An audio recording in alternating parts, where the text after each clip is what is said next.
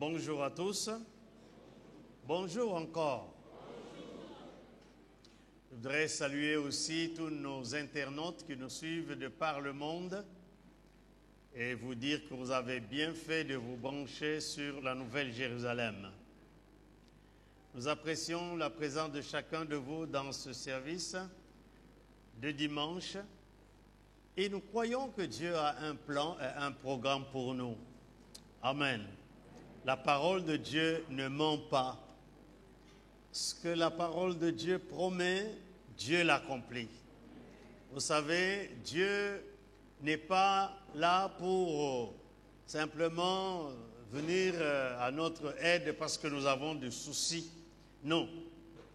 Dieu se tient toujours derrière sa parole pour pouvoir l'accomplir. Si nous avons une situation compliquée, un problème difficile, la meilleure chose à faire, c'est de nous tenir avec sa parole. Et lorsque nous nous tenons avec sa parole, il se tiendra toujours derrière sa parole pour l'accomplir. Gloire à Dieu.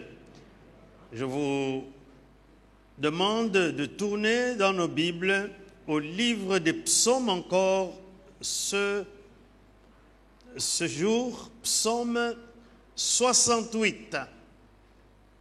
Nous lirons juste le verset 29. Psaume chapitre 68, verset 29. Nous lisons: ton Dieu ordonne que tu sois puissant. Affermis, ô Dieu, ce que tu as fait pour nous. Amen. Ton Dieu ordonne que tu sois puissant. En fait, ce verset est tiré au milieu d'un contexte.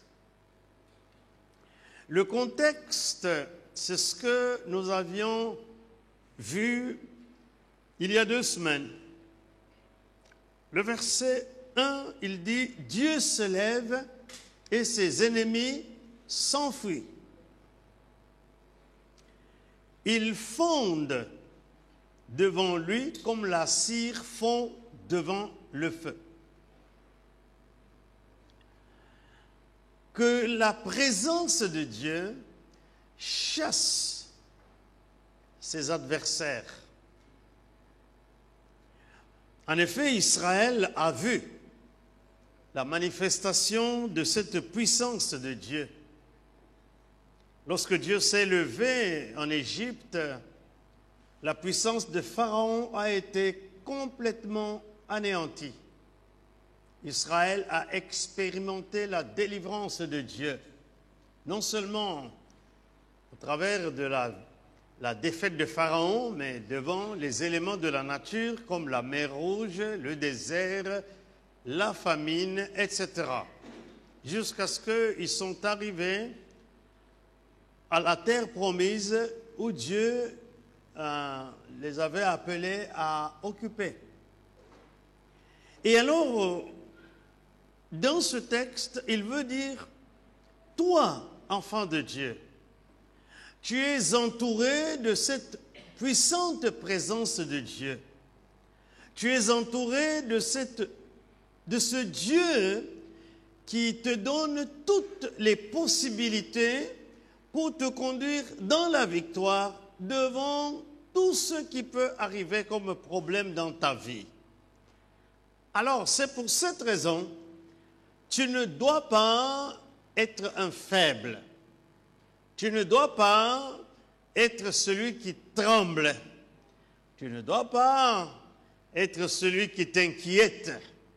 Non, tu as suffisamment de ressources à cause de Dieu qui t'a déjà démontré à plusieurs reprises qu'à chaque fois que tu passes un temps difficile, il te conduit dans la victoire. Alors ce Dieu-là ordonne que tu sois puissant, te donne l'ordre de te fortifier, dans ton cœur, dans ta vie intérieure, et que tu ne trembles plus, et que tu sois, je disais, puissant. Dans les livres de psaumes,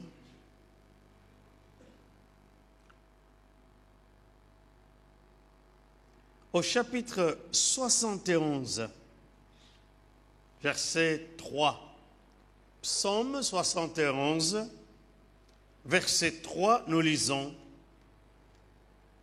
c'est le psalmiste qui fait cette prière, « Sois pour moi un rocher qui me serve d'asile, où je puisse toujours me retirer. Tu as résolu de me sauver, car tu es mon rocher et ma forteresse. » David prie Dieu. Comme je disais l'autre fois, David, c'est quelqu'un qui a traversé beaucoup de circonstances compliquées, qui avait pour but de le noyer, de le ruiner, de l'anéantir. Mais il a réalisé que la source de son salut, c'est son appui en Dieu. Et c'est pourquoi il fait cette prière. Sois pour moi un rocher qui me serve d'asile. Ça veut dire que lorsque nous rencontrons des situations compliquées, difficiles, menaçantes, qui ont pour objectif de nous anéantir, si nous courons vers le rocher qui est Dieu, alors il nous couvre. Je suis sûr qu'en Belgique, nous comprenons très bien le mot asile. Le vrai asile, c'est quand les gens sont en danger, là, dans leur pays. Ça peut être un danger politique, où on est pourchassé à cause de nos opinions différentes. Ça peut être un danger économique, qu'on n'a pas suffisamment de moyens pour survivre et subsister. Et alors, quand nous allons demander l'asile dans un pays libre comme la Belgique, dans un pays où il y a l'abondance comme ce pays-ci, quand on nous donne l'asile, ça veut dire on nous sauve. On nous sauve du danger de la mort. On nous sauve du danger, de péril et de tout ce qui peut menacer notre vie. Alors David dit à Dieu, je veux que tu sois mon asile. Je vais courir vers toi. Je vais me cacher en toi et chez toi devant toutes les menaces possibles de ma vie. Et il dit, tu as résolu de me sauver, car tu es mon rocher et ma forteresse. J'aime cela pour nous faire comprendre que la résolution de Dieu, c'est de nous sauver. C'est de te sauver. Ça veut dire Dieu ne va pas te laisser périr. Dieu ne va pas laisser les circonstances qui entourent, qui menacent ta vie t'engloutir, avoir le dessus sur ta vie, mais il a résolu de te sauver. Tu ne seras pas perdant. Tu seras toujours gagnant avec Dieu. Les circonstances difficiles, compliquées, méchantes qui entourent ta vie n'auront pas raison de toi parce que Dieu a résolu de te sauver. Alléluia. Puis-je dire à quelqu'un qui se croit en danger aujourd'hui, ça peut être le danger d'une maladie dangereuse, ça peut être le danger des poursuites que tu subis, ça peut être le danger des gens menaçants qui autour de toi ou qui sont de près ou de loin. Mais j'aimerais te dire que sois tranquille, Dieu ne permettra pas que leur dessein s'accomplisse sur ta vie. Il va te sauver. Alléluia. Alors, c'est comme pour dire, devant toutes ces garanties que Dieu nous donne, pourquoi être faible? Pourquoi trembler? Pourquoi pleurer? Fortifie-toi. Sois puissant. Nous allons voir comment Dieu veut que cette puissance qu'il met à notre disposition soit développée. Dans Ésaïe 40, texte que j'aime beaucoup,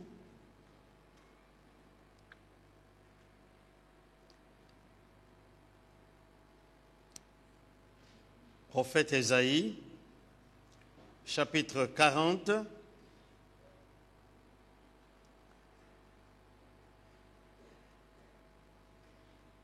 il dit ceci, au verset 29,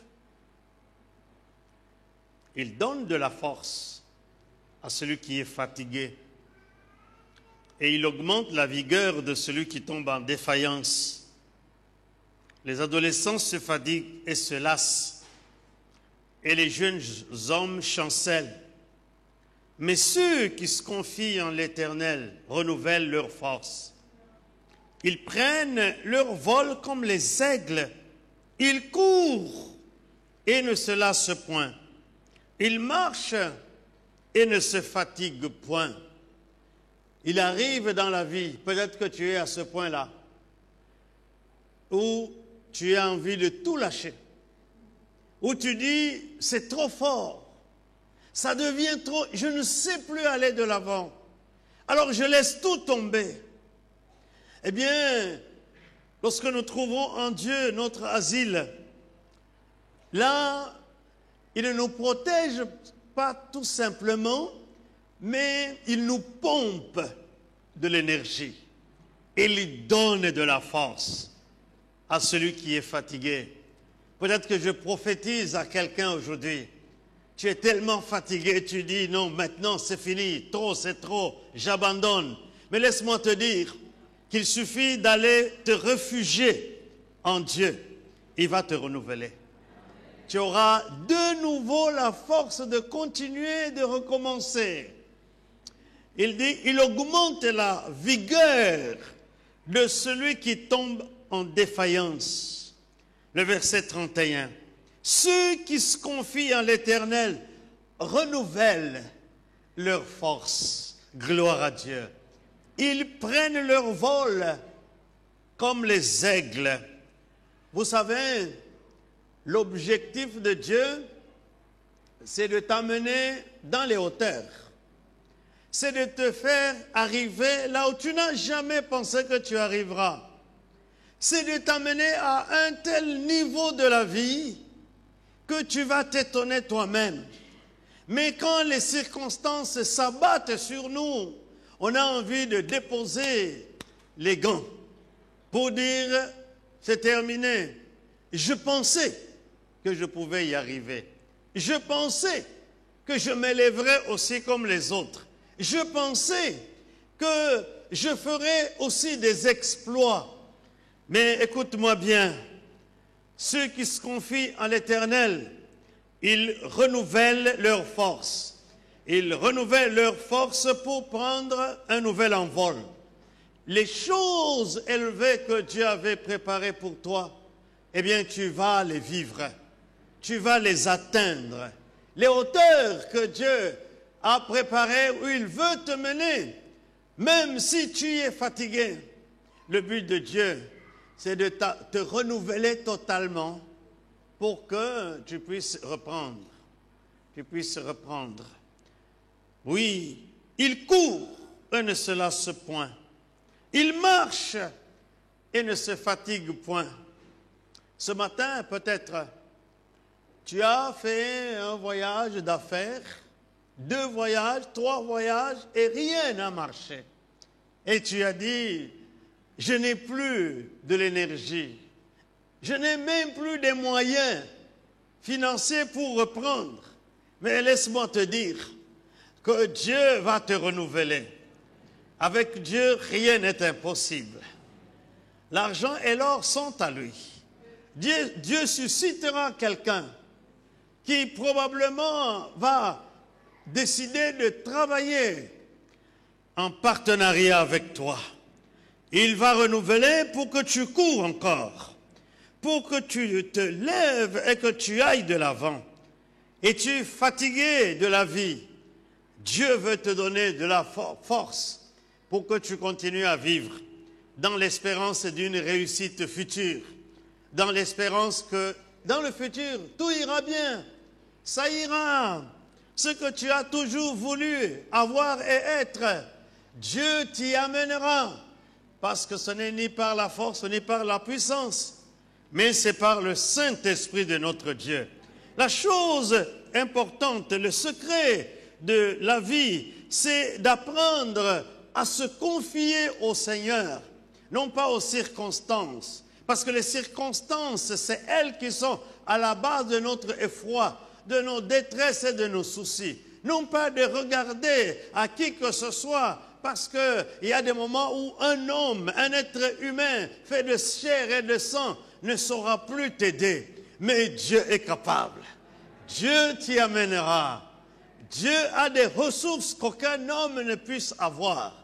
Dieu te conduira à la solution de ce problème. Et nous bénissons le Seigneur. Alors, dans le Nouveau Testament, nous avons ici deux situations où des personnes sont arrivées à un point où ils pensaient que tout s'arrête là. Dans Jean chapitre 5,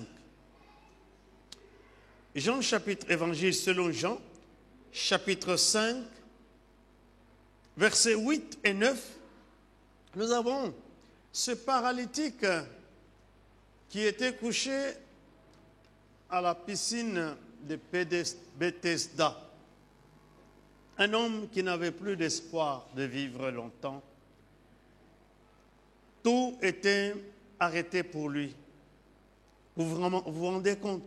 38 ans, il n'avait plus de boulot parce qu'il était malade. Il n'avait plus de famille parce qu'on l'avait abandonné là-bas. Il n'avait plus d'amis. Il passait la nuit là-bas à la piscine. 38 ans. Mais un jour, le prince de la vie, celui qui ordonne aux éléments de la nature, il parle au vent et le vent lui obéit. Il marche sur l'eau et l'eau ne peut pas l'engloutir. Jésus, notre Seigneur de gloire, il est passé devant cet homme. Il lui pose la question, est-ce que tu veux être guéri? Réponse, oh Seigneur, tu ne me connais pas. 38 ans que je suis ici. Je suis ici pour la guérison. Mais là, je suis couché par terre parce que je n'ai pas la force de me lever. Quand je vais me lever, quelqu'un d'autre saute dans la piscine. Et puis moi, je perds ma place. Regardez le verset 8. Jésus lui dit, lève-toi, prends ton lit et marche. Pas autre chose, pas de discours. Il donne l'ordre qu'il se lève. Le verset 9, cet homme a été courageux. Il est écrit, aussitôt, cet homme fut guéri, il prit son lit et marcha. La puissance de Jésus, de sa parole, est entrée dans son corps.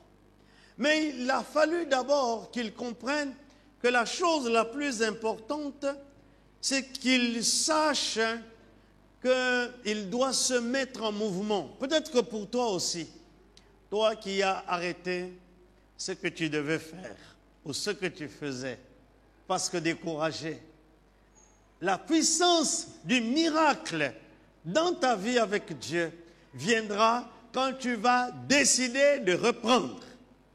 Quand tu vas décider de te mettre de nouveau en mouvement. De dire, je ne suis pas un vaincu, je suis un vainqueur. J'appartiens à la race des champions. J'irai jusqu'au bout parce que je dois remporter ma coupe. Quand tu vas te lever, quand cet homme a écouté la parole, il fut guéri, il prit son lit et se mit à marcher. Et c'est pourquoi ton Dieu ordonne que tu sois puissant. Rassemble tes énergies. Élève-toi. Le deuxième exemple, c'est un exemple que nous tirons des Actes des Apôtres, chapitre 3, versets 6 à 8. Actes des Apôtres, chapitre 3, versets 6 à 8. Pierre et Jean arrivent devant le temple et ils trouvent cet homme paralysé, ce boiteux, mendiant, sans valeur dans la vie. Et justement, les circonstances de la vie l'avaient amené à croire qu'il n'a aucune valeur, que sa valeur vient de l'aide que les autres lui donnent à la porte du temple. Mais vous savez, Dieu ne pensait pas comme ça. Tu as de la valeur. Et Dieu veut te donner ta valeur. Et au verset 6, Pierre lui dit, je n'ai ni argent ni or, mais ce que j'ai, je te le donne. Qu'est-ce que Pierre avait? Pierre avait une parole valorisante. Pierre avait une parole qui allait restaurer la vie de cette personne et lui donner sa valeur. Quelle parole? Le nom de Jésus-Christ. Au nom de Jésus, lève-toi et marche. Jésus de Nazareth. Regardez le verset 7. Et le prenant par la main droite, il le fit lever. Maintenant, imaginons la scène. Ce perclus de pied, boiteux, que Pierre prend par la main droite et fait lever. Ah, c'est comme si Pierre n'avait pas de miséricorde, qu'il n'avait pas de compassion. Comment il peut faire lever un homme comme ça? En un premier temps, c'est ses jambes qui commencent à percuter. Mais voyez la suite. Parce que la guérison va intervenir lorsqu'il se lève et qu'il marche. Il dit la phrase suivante, « Au même instant, ses pieds, ses chevilles devinrent fermes. » Écoute-moi bien. Dieu ne se mettra à agir dans ta vie pour restaurer ta vie qu'au moment où tu vas dire « Je refuse de m'apitoyer sur ma vie. Je refuse de croire que les dés sont jetés dans ma vie. Je refuse ce que ces gens disent, que j'ai échoué. » Quand tu vas dire « Je vais me lever et recommencer là où j'avais arrêté, ou commencer ce que j'ai toujours rêvé de faire, alors en cet instant-là, tu vas vivre le miracle de Dieu. Tu vas vivre la puissance de Dieu. Souvent, nous pensons que le miracle vient seulement quand vous venez faire la file chez les gens qui prient. Ils t'imposent les mains. Non, tu peux vivre un miracle seul dans tes affaires, seul dans ta famille, seul dans ta situation, si tu mets Dieu à l'épreuve. Si tu dis à Dieu, je décide de me confier en toi, tu m'as suffisamment donné de l'énergie, de la force et de la puissance pour agir. Je te fais confiance, tu te lèves et Dieu va le faire. Il y a des gens qui ont abandonné des projets à cause du découragement. Ils ont abandonné des projets, des activités qu'il faisait parce que rien ne marche. Non, n'abandonne pas. Sois persévérant, sois patient, va jusqu'au bout. Tu vas transpirer, les gens vont te décourager, mais tu iras jusqu'au bout. Tu n'échoueras pas. Je me rappelle quand je suis revenu du Sénégal après avoir passé 5 ans, malade, sans diplôme. Je décide d'aller recommencer mes études. J'arrive à l'université au Congo. On me dit, tu ne reprendras qu'en première année. Donc, toutes ces années que j'ai passées étaient perdues. Je devais recommencer à zéro mes études. J'ai dit, Seigneur, l'année passée, j'ai passé l'année à enseigner aux élèves de 3e jusqu'en 6e secondaire. Il y en a qui ont terminé leurs humanités. Donc, moi, je vais aller me trouver sur les mêmes bancs des études que mes élèves de l'année passée. Mais quelque chose m'a dit, recommence. Vas-y, lève-toi. Je suis allé voir un cousin qui était député. Je lui dis, je n'ai pas envie. Oui, d'accord, j'ai envie de recommencer mes études, mais pas dans cette université d'un pays pourri.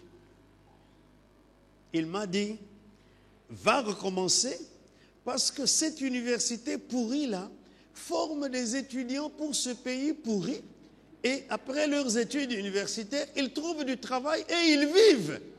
Est-ce que le pays va chercher des travailleurs ailleurs? Non, il prend les travailleurs qui terminent dans ces universités pourries. Vas-y. Alors je dis, ah ben oui, il est plus malin que moi. Je suis allé, je me rappelle la première fois que j'ai repris la première année, je suis allé dans l'auditoire. Et ceux qui ont fait des études universitaires savent l'auditoire de la première année. Vous voyez, quand on allait encore à Paul-Émile Janson, à l'ULB, voilà, un grand auditoire comme ça, plein. Et moi, je n'étais plus à ce niveau-là. Moi, j'étais au niveau où nous étions, je crois, 10 ou 15 dans la classe. J'avais déjà éliminé tout ça. Je me retrouve le soir, je rentre à la maison découragé. Le matin, est-ce que je dois reprendre le bus pour aller recommencer? Je sens quelque chose qui me dit, recommence. Ce n'était pas facile. Quand tu trouves que dans la ville, tous mes copains avec qui nous avons été aux humanités ont déjà leur diplôme et ils travaillent. Ils n'étaient pas plus intelligents que moi. Et que moi, je reprends mes cartables comme étudiant. Tous les matins, je vais m'asseoir sur le banc de la faculté et même certains sont mes assistants.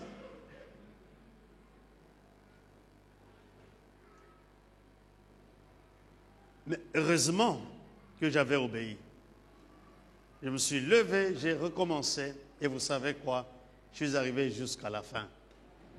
Et j'ai eu mon diplôme.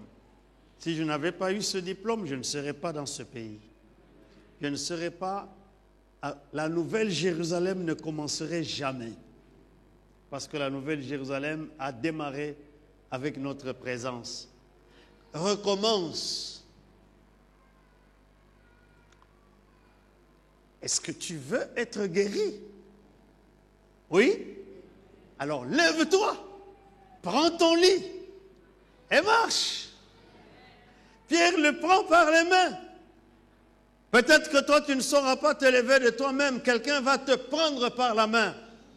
Il va te faire lever. Alors ne rejette pas cela. Accepte, crois que c'est Dieu qui envoie cette personne. Et puis, marche. Quelqu'un va te dire, viens dans ce voyage avec moi. Ne dis pas non, j'ai déjà fait trop de voyages. Quand je ramène la marchandise, ça ne marche pas. Non, non. Lève-toi, accepte. Pierre le prend. Le prenant par la main, il le fait. Au même instant, ses pieds, ses chevilles devinrent fermes. Et puis, d'un saut, il fut debout. La force lui revient. Les pieds, les chevilles, les genoux qui étaient sans force ont retrouvé la force. Ton Dieu ordonne que tu sois puissant. là où tu as connu des défaillances, quand tu vas oser poser le premier jalon, Dieu va donner la force pour que tu te relèves. Il se mit à marcher. Il entra avec eux dans le temple, marchant, sautant et louant Dieu. Oui, des gens qui connaissent un tel miracle, on ne va pas les supplier de louer Dieu. Ils vont le louer. Ils vont l'adorer. Vous savez, ma prière à Dieu, je dis à Dieu, fais des gens qui se convertissent dans nos églises, fais ces gens-là riches. Donne-leur l'argent. Parce qu'en ce moment-là, ils vont commencer à te louer. Quelqu'un qui est venu avec l'argent de chez lui, du monde, il va te louer. Pourquoi? Parce qu'il avait cet argent quand il était dans le monde. Mais toi qui vas avoir l'argent dans l'église, tu vas louer le Seigneur. Tu vas bénir le Seigneur. Il y a des gens, quand ils pensent comment il était minable quelques années avant, et ce que Dieu a fait pour lui, il ne peut pas ne pas adorer le Seigneur. Alors cet homme est entré avec eux, il a commencé à sauter, à louer Dieu. Merci Seigneur. Alléluia. Dans 2 Corinthiens, chapitre 12, Paul était dans la faiblesse. En fait, effrayé, il voulait abandonner. Mais voici ce que Dieu lui a dit. Il m'a dit, ma grâce te suffit, car ma puissance s'accomplit dans la faiblesse. Je me glorifierai donc bien plus volontiers de mes faiblesses, afin que la puissance de Christ repose sur toi. Tu as essayé, tu n'as pas pu. Tu as avoué tes faiblesses devant telle situation, devant tel événement, devant telle affaire. Alors, Paul dit, il m'a dit, ma grâce te suffit. C'est en ce moment-là que nous devons apprendre à nous appuyer sur la faveur de Dieu. Pour dire, j'ai essayé. C'est comme Pierre. Il était là en train de pêcher. Ils ont pêché toute la nuit. Jésus arrive le matin. Il dit, jetez le filet en pleine eau et pêchez. Pierre dit, Seigneur, ce n'est pas possible.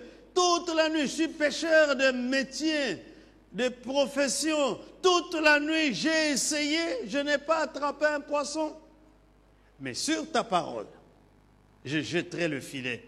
Et vous savez que quand Pierre a jeté le filet, comptant sur la grâce et la parole de Jésus-Christ, non seulement le bateau était rempli, il a dû demander du secours pour que les autres viennent l'aider. Dans la même mer où il avait pêché toute la nuit, où ils n'ont rien attrapé. Je veux te dire, hein, dans la même ville où tu as échoué dans ta vie, dans le même quartier où tu as échoué, mais la grâce de Dieu fera la différence. La grâce de Dieu va faire que Dieu te relève. Paul dit, je me glorifierai donc plus volontiers de mes faiblesses, afin que la puissance de Christ repose en moi. En d'autres termes, ceux qui accomplissent les choses, tournés vers la puissance de Christ, eh bien, ils sont appelés toujours à réussir. Au verset 10 de 2 Corinthiens 12, il dit, c'est pourquoi je me plais dans les faiblesses, dans les outrages, dans les calamités, dans les persécutions, dans les détresses, pour Christ. Car quand je suis faible, c'est alors que je suis fort. Autrement, Paul allait écrire, je me plains des outrages, je me plains des faiblesses, je me plains des calamités, je me plains, je pleure à cause des persécutions. Il a dit non, je me plais. Voyez la différence? On ne se plaint pas, on se plaint parce que quand tu sens que tu n'es rien du tout maintenant, alors la grâce de Dieu va intervenir. Alors la puissance de Dieu va se manifester en ta faveur et la force de Dieu va intervenir. C'est pourquoi il dit ton Dieu ordonne que tu sois puissant parce qu'il n'y a rien qui peut te mettre en arrière. Laissez-moi lire ce texte que j'aime beaucoup d'Éphésiens 3. Éphésiens chapitre 3, verset 16 et les suivants. Paul dit aux Éphésiens, « J'ai pris pour vous,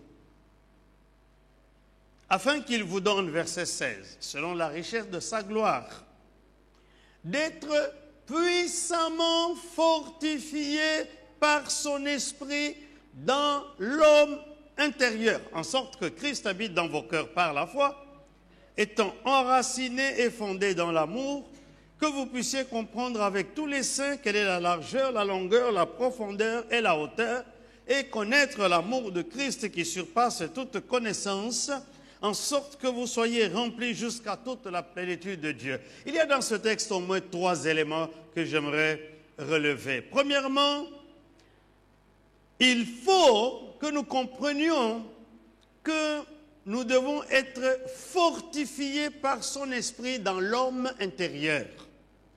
Parce que c'est l'homme intérieur qui tremble. C'est l'homme intérieur qui pleure. Même si les pleurs sortent ici aux yeux, mais ça commence d'abord à l'intérieur. C'est l'homme intérieur qui se décourage. C'est l'homme intérieur qui s'agite. Alors il dit, je veux que cette puissance de Dieu commence à agir à partir de votre être intérieur. Et regardez, il utilise puissamment fortifié par son esprit dans l'homme intérieur. Donc, là où Dieu va fortifier notre cœur, ce n'est pas l'extérieur, mais c'est notre homme intérieur. Nous devons apprendre à Dieu, apprendre avec Dieu, à recevoir cette force intérieure. Vous avez déjà trouvé des gens qui ont une telle force intérieure que devant les événements de la vie, ils sont calmes. Alors qu'à gauche, à droite, tout le monde s'agite, ils sont calmes à cause de cette force intérieure qu'ils ont reçue de Dieu. Et il dit au verset 17, « En sorte que Christ habite dans vos cœurs par la foi. » Christ habitant dans le cœur, nous savons que Christ, c'est la parole de Dieu. La parole de Dieu ne doit pas rester dans notre cerveau. La parole de Dieu ne doit pas rester seulement dans notre intelligence. La parole de Dieu ne doit pas rester seulement dans notre bouche et dans notre vocabulaire. La parole de Dieu doit descendre jusque dans notre cœur. Et que cette parole habite dans notre cœur. La différence entre celui qui réussit avec Dieu et celui qui échoue, malgré qu'il est à côté de Dieu, c'est que l'un a la parole seulement dans son cerveau. Il a la parole seulement dans son intelligence et quand il peut, il a la parole seulement dans sa bouche. Mais celui qui réussit avec Dieu, il a réussi à faire passer la parole de Dieu de l'intelligence de la bouche dans le cœur. Le cœur doit être la place, n'est-ce pas, privilégiée pour la parole de Dieu. Il dit, si la parole de Dieu habite dans nos cœurs, eh bien, la foi va se développer dans notre cœur. Parce que la foi est un élément qui vient du cœur. Il est écrit, c'est de l'abondance du cœur que la bouche parle.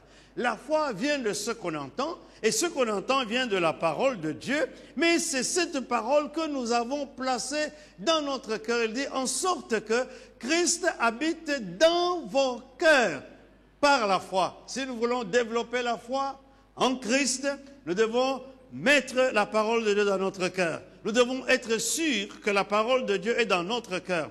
Lorsque nous faisons face aux événements tristes, nous ne devons pas chercher dans notre cerveau où nous avons emmagasiné la parole, mais nous devons plutôt descendre dans notre cœur pour voir là-bas le stock important qui est dans notre cœur, parce que c'est la parole qui est dans notre cœur qui va créer la foi en nous. Et quand nous aurons la foi, nous sommes sur le point de la victoire.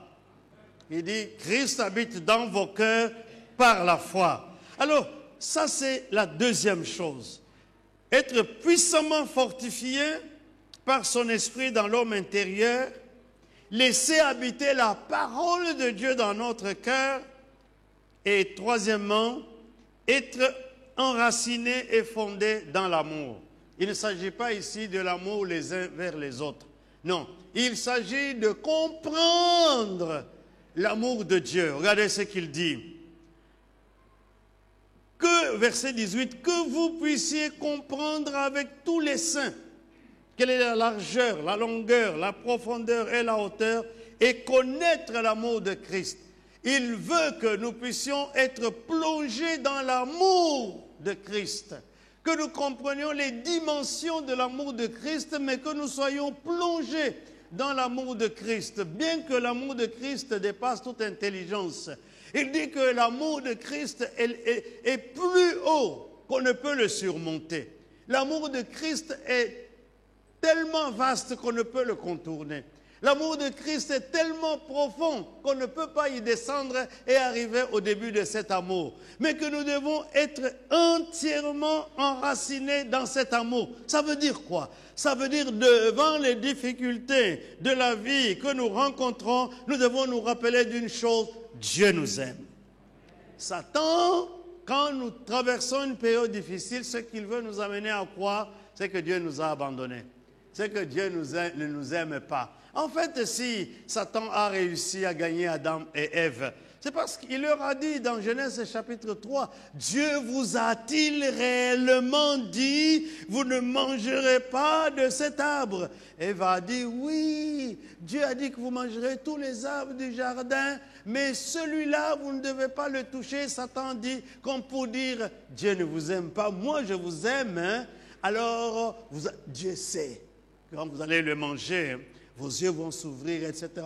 Alors, c'est quand il a semé le doute que Dieu ne vous aime pas assez qu'ils ont succombé. Quand tu es devant la difficulté, la seule chose qui doit maintenir ton cap, c'est que Dieu t'aime. Es-tu malade? Même dans la maladie, Dieu t'aime. Est-ce que tu as perdu ton boulot? Oui, même dans le chômage, Dieu t'aime. Il dit, je veux que vous soyez enracinés et fondés dans l'amour. Oh, j'ai des difficultés dans ma maison. Malgré cela, Dieu t'aime. Ton mari t'a abandonné.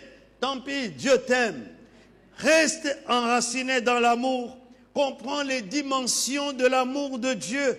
Il dit, vous devez connaître l'amour de Christ. Il surpasse toute connaissance. Et j'aime cette expression. En sorte que vous soyez remplis jusqu'à toute plénitude de Dieu. Le secret de notre victoire, ce qui va développer notre puissance, c'est la plénitude de Dieu. Nous avons Dieu qui nous entoure à gauche, à droite, devant, derrière, en haut, en bas. Dans son amour, il nous enveloppe, il nous englobe et nous sommes, n'est-ce pas, pleins de Dieu, de sorte que la puissance de Dieu ne manquera pas de se développer en nous. Et c'est pourquoi il dit, devant ces problèmes que tu connais, ne tremble pas, ne pleure pas, ne t'inquiète pas, ne crois pas que ça ira mal, ça va aller bien, parce que Dieu t'aime, parce que Dieu va développer la puissance en toi. Sois fort, sois fort, sois fort.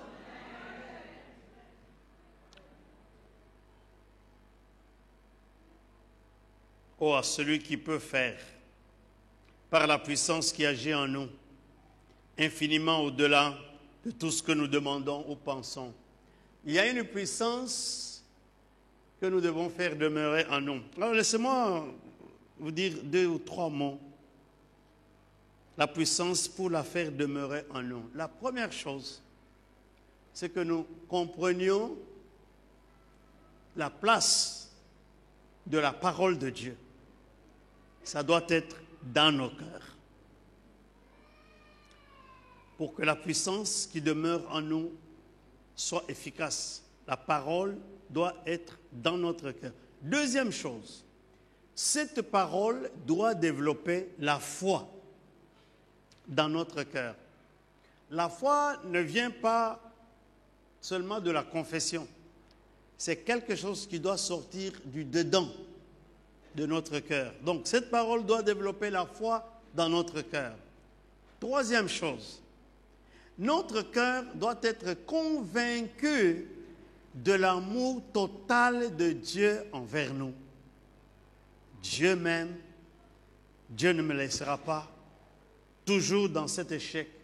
Comme il est allé à la piscine de Bethesda et qu'il a fait lever cet homme qui était là depuis 38 ans, même si tu es par terre, tu étais dans les affaires, maintenant tu es par terre, tu as tout perdu, tu as perdu peut-être ton foyer, tu as perdu tes enfants, je ne sais pas qu'est-ce que tu as perdu, peut-être ta santé, mais je vais te dire que Dieu va te relever parce que sa puissance te restaure en une fraction de seconde.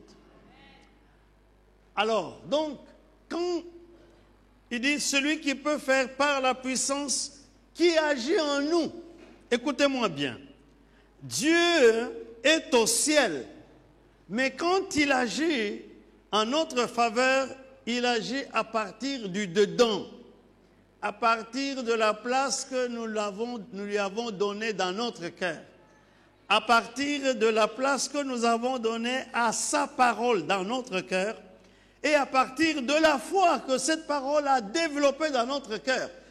Et c'est du dedans que Dieu agit. Il dit, celui qui peut agir avec sa puissance qui agit en nous, celui qui peut faire plutôt, celui qui peut faire par la puissance qui agit en nous, infiniment au-delà de tout ce que nous demandons ou pensons. Alors, ça c'est un des merveilleux textes des Écritures. Nous demandons. Dieu répond. Mais Dieu ne répond pas pour nous donner seulement la chose que nous lui avons demandée. Il nous donne infiniment au-delà. Mais il va plus loin que là. Même quand nous pensons, je connais des gens qui juste ils pensent et Dieu pourvoit. Parce que ce Dieu-là agit infiniment au-delà de ce qu'on peut demander ou penser. Écoutez-moi. Le problème, c'est que les situations bouleversent même nos pensées. Nous commençons à penser seulement négatif. Nous commençons à penser seulement échec. Lorsqu'on est malade, on commence à penser seulement la mort. Quand la situation devient compliquée, on pense au désarroi. Non, non, non. De ce côté-là, Dieu n'agit jamais dans le négatif. Il faut que tu puisses tourner ta pensée. Pourquoi? Parce que Dieu va agir même au moment où tu penses. Es-tu malade? Est-ce que tu penses à la bonne santé? Il m'arrive quand je suis très fatigué et je sens mal mon corps. Je refuse d'accepter. Je me branche vers la bonne santé. Je me vois moi-même dans mon imagination en bonne santé. Pourquoi? Parce que Dieu agit en fonction de notre pensée. Lorsque tu es devant une situation de destruction, ne pense pas au point final. Non, non, non. Pense à la restauration. Pense à ce que Dieu va faire en ta faveur. Quand tout le monde va crier, oui, c'est fini pour lui, oh, c'est terminé. Toi, ne pense pas comme tout le monde. Les gens peuvent terminer. Je vous ai dit, hein, quand j'ai repris mes études, les gens m'avaient donné une toute petite chance. Tout le monde attendait que je fuis. Une petite chance. Comment je le sais? Lorsqu'on a proclamé les résultats de la première année après que j'ai repris les études, un prof belge m'a pris dans sa voiture pour retourner en ville. Et puis il me dit, hein, tu as étonné tout le monde. Hein? Je dis, ah bon? Ah oui, même à la délibée, il y avait des professeurs congolais qui disaient que les gens avaient donné à cet étudiant-là pas grand-chose comme chance. Mais vous savez ce que Dieu a fait? J'ai terminé la première session sans échec. Donc, il n'y avait même pas de délibé pour moi, je passais. Alors, ça m'a encouragé à reprendre, à entrer maintenant en deuxième année encore. Les gens peuvent te donner une petite chance, mais tant pis. Toi, tu penses comment? Les gens en parlant, ils peuvent dire, ah, il est venu ici, dans ce quartier, les affaires ne réussissent jamais. Toi-même, tu penses comment? Est-ce qu'il y a un quartier où on réussit les affaires et un quartier où on ne réussit pas les affaires? Non, il y a des transports en commun. Les gens ont des moyens de locomotion. Et puis les gens vont se parler de bouche à oreille, n'est-ce pas? Cette église ici, nous avons fait plus de 10 ans, on n'avait jamais publié une feuille de publicité. Mais les gens venaient où? À Scarbeck, là. Maintenant, quand j'entre dans cette salle-là, je me dis comment nous avons pu passer 15 ans dans cette salle. Et les gens venaient là-bas. Et les gens trouvaient que c'est beau. C'est la même chose avec tes affaires. Ah, parce que les gens vont te dire, il faut seulement aller dans tel quartier, ça va réussir. Non, non, ne crois pas à cela. Toi, tu dis quoi? Tu penses quoi? Parce que Dieu va te donner infiniment au-delà de ce que tu demandes ou?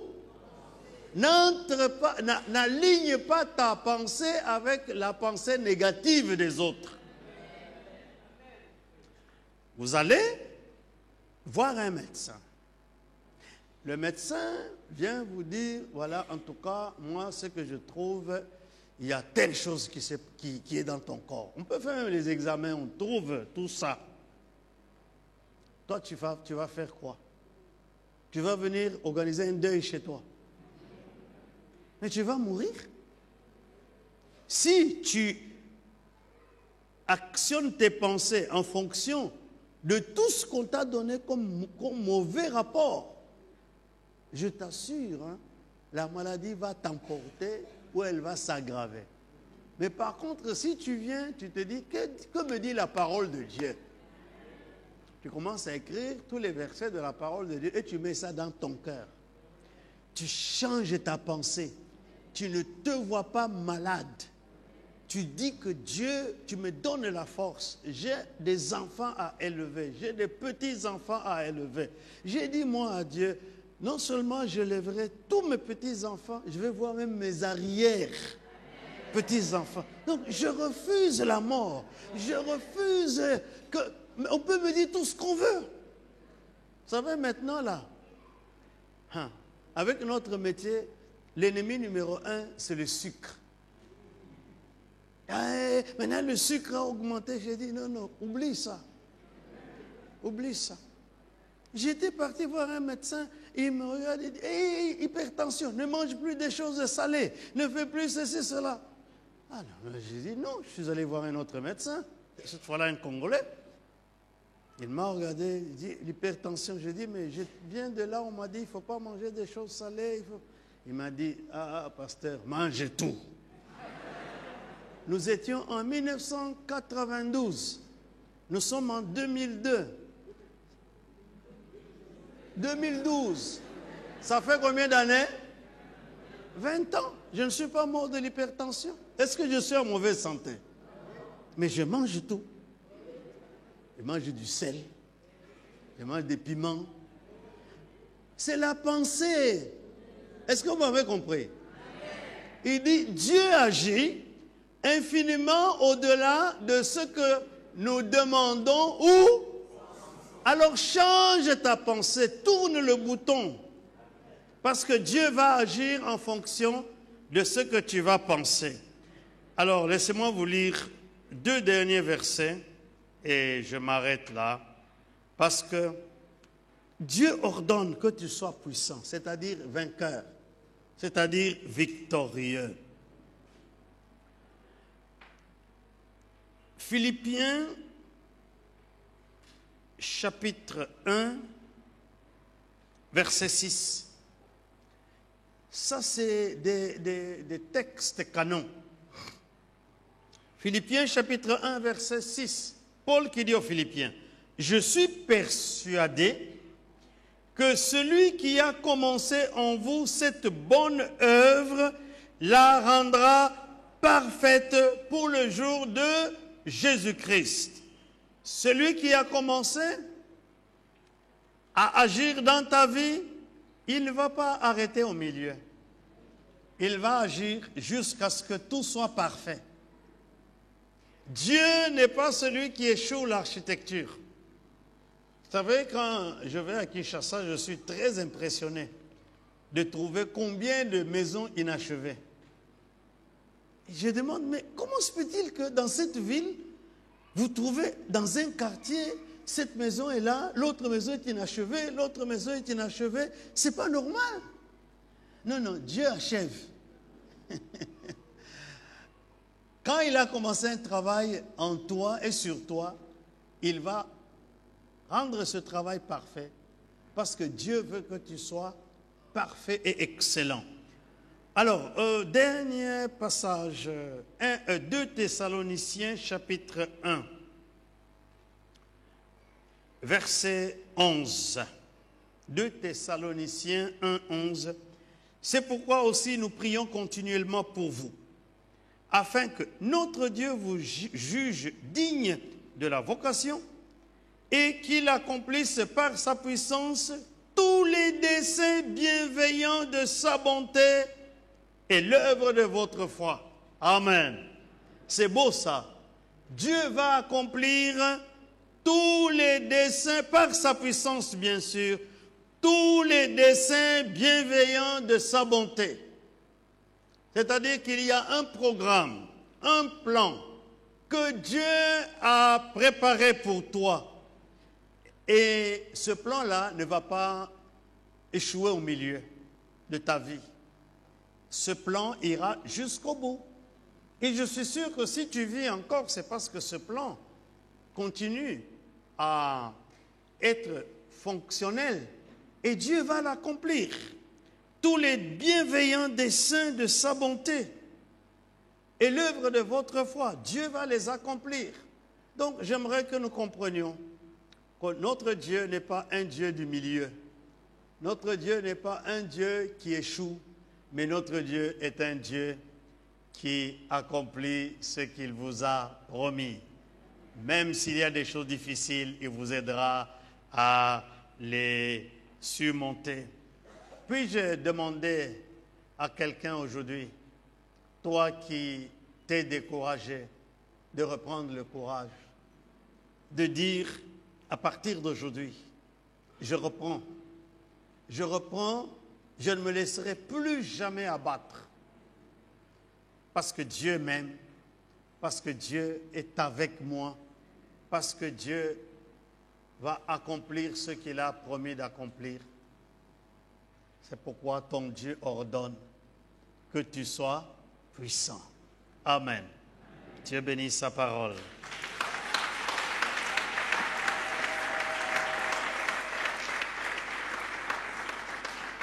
Nous allons nous incliner dans la prière.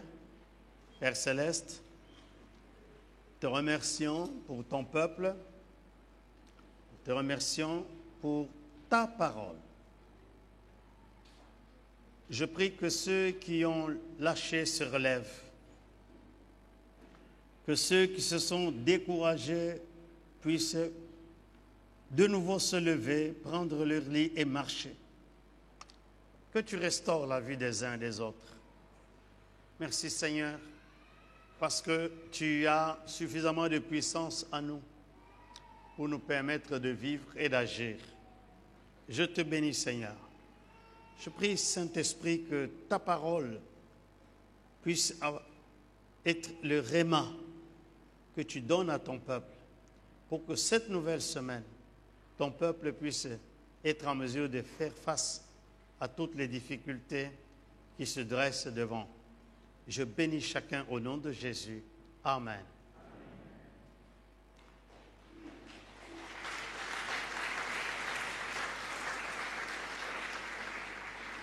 Nous allons préparer nos dîmes